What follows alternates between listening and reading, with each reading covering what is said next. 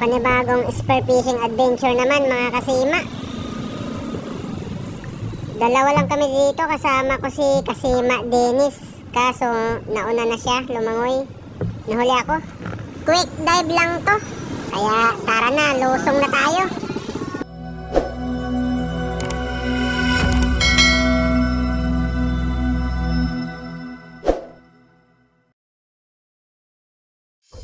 Malabo sa spot na to kaya hindi kami tumagal.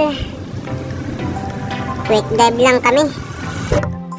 Ito, isang dalagang bukid ang una nating nakita. Season nila ngayon, nakisabay sa mga pagulan.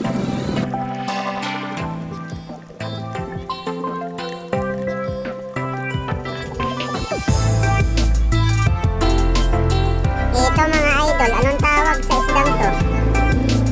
Para ding sundiver o tiki-tiki na lubog sa buhangin. Kaso flat yung katawan niya. Sabi nila masakit din makatinik to, katulad ng stonefish o bantol. Ito, isang matambaka. Pinahirapan ako ng isang to, halos maubos ang hangin ko dito. Ang likot. Buti na lang natsambahan natin, kaya yari ka.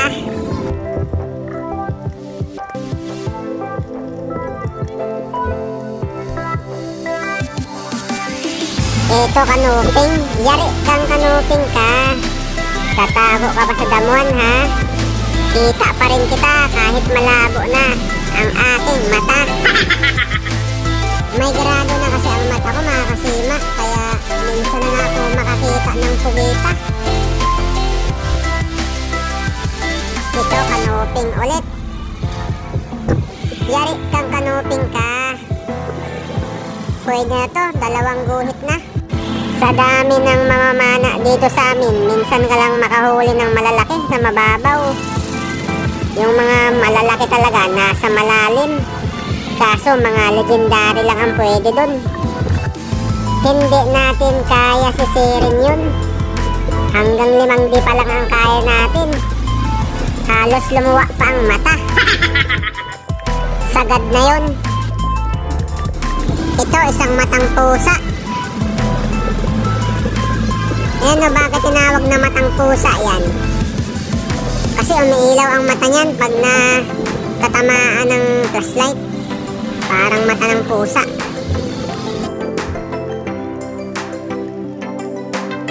At may nakita nga tayong pusit dito, nakapundo sa buwanginan, ay hindi maalis.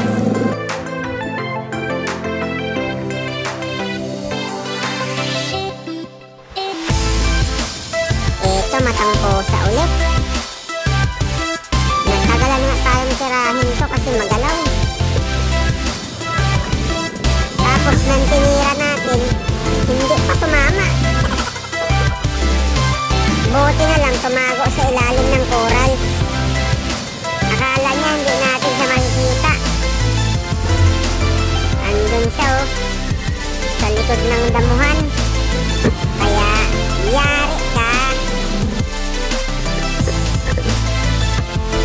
Labasan nga ng matang pusa ngayon. Pangalawang dilim na yun, kaya ito may nakita ulit tayong isa. Nainis nga ako sa sarili ko, ang tagal kong tirahin. Nakawala tuloy. Hanap ulit tayo. At ito ang nakita natin, isang dory snapper o aluman.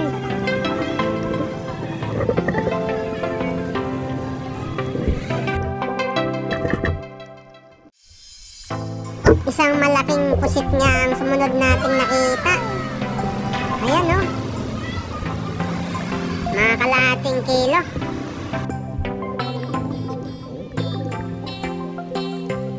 Sarap adobo nito. O kaya inihaw. Lagyan mo ng palaman yung loob ng tiyan niya. At ito pa, isang bagulan or cuttlefish. Malaki na rin, lampas kalahating kilo. Ang masarap naman dito, calamaris. Kasi makunat ang laman nito. Ito, isang igat. Masarap ang igat na to, malaman. Masarap sa gata. Ang layo ng habulan namin dito. Inat ko na nga yung video. Ang tagal kasi. Tapos hindi din naman tinamaan. Ito ang panghuli nating nakita, mga kasima. Isang busalog nakatago sa damuhan. Yari kang busalog ka. Muntik pang tamaan yung danggit. Shoutout nga pala kay Nins Royo.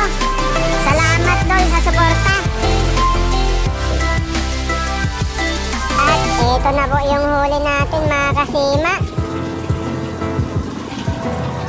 May pang-ulam na tayo.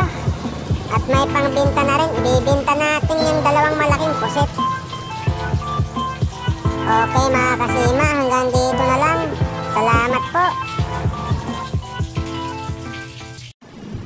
Ito yung pangalawang dive namin. Kasama ko si Lordy, Regan, Dennis, at si Dondon. Bali, 5 kami. Okay, ready na ang lahat.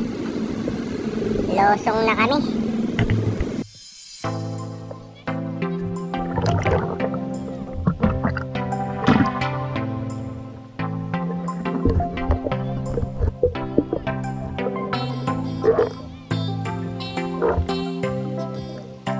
At ito ang una nating nakita, isang suga or squirrel fish. Buti na lang malinaw sa spot na to kahit umulan.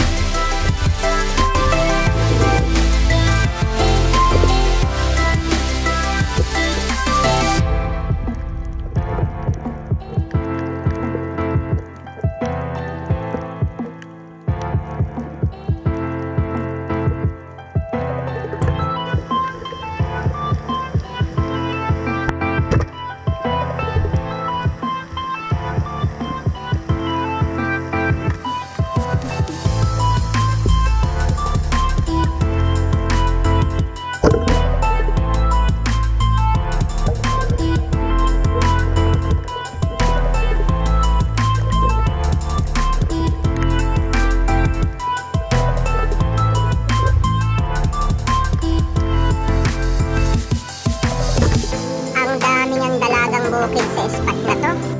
Lahat kami may huling dalagang bukid.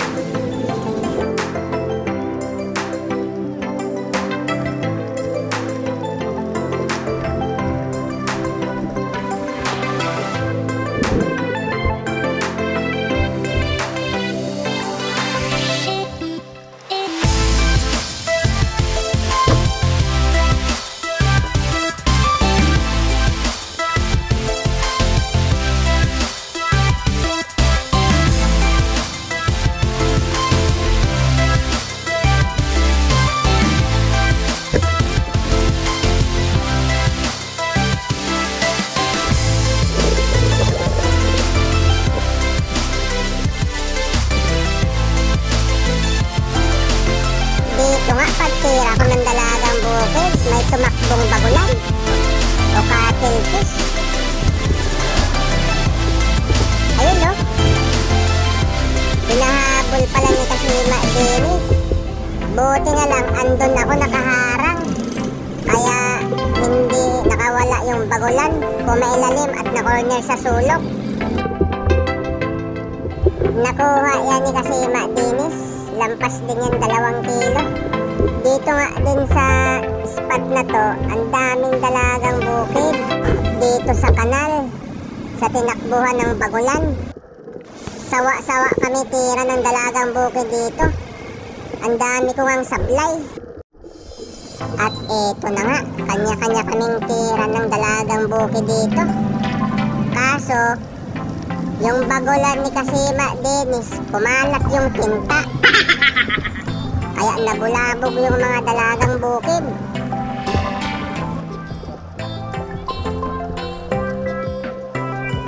Ang hirap tamaan ng isdang to, magalaw. Ubusan talaga ng hangin dito.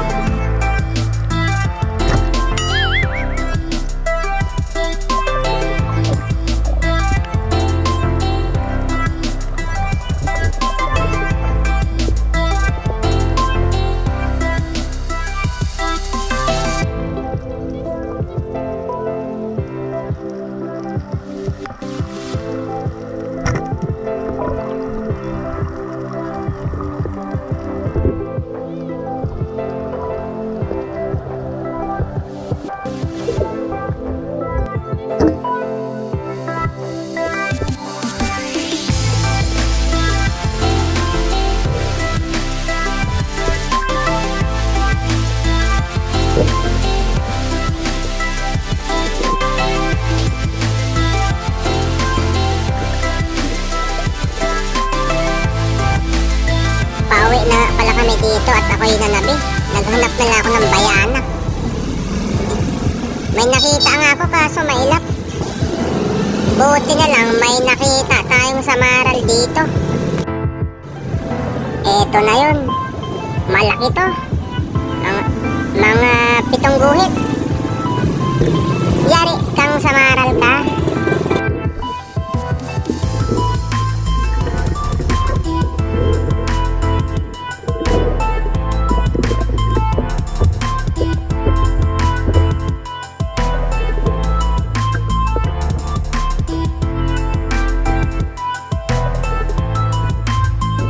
Ito pa, 4 na piraso to magkadikit. Sinubukan nga nating i-one shot itong 4. Yari kang samaral ka. 2 lang yung natuhog.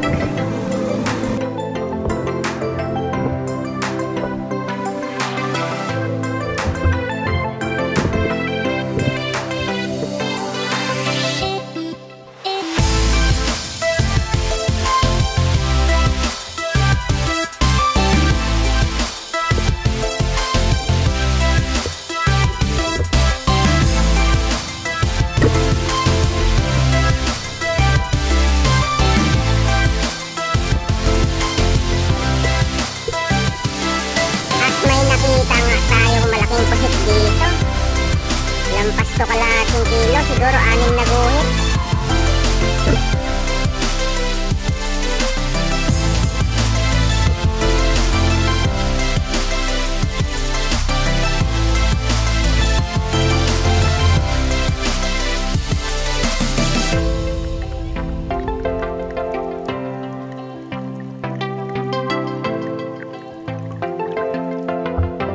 At ito yung panghuli nating nakita, isang kanuping.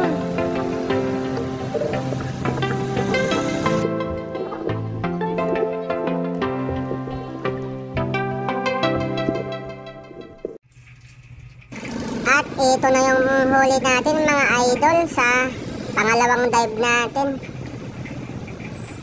Mas marami to, jackpot tayo dito. Shout out nga pala sa pinsan kong Coast Guard.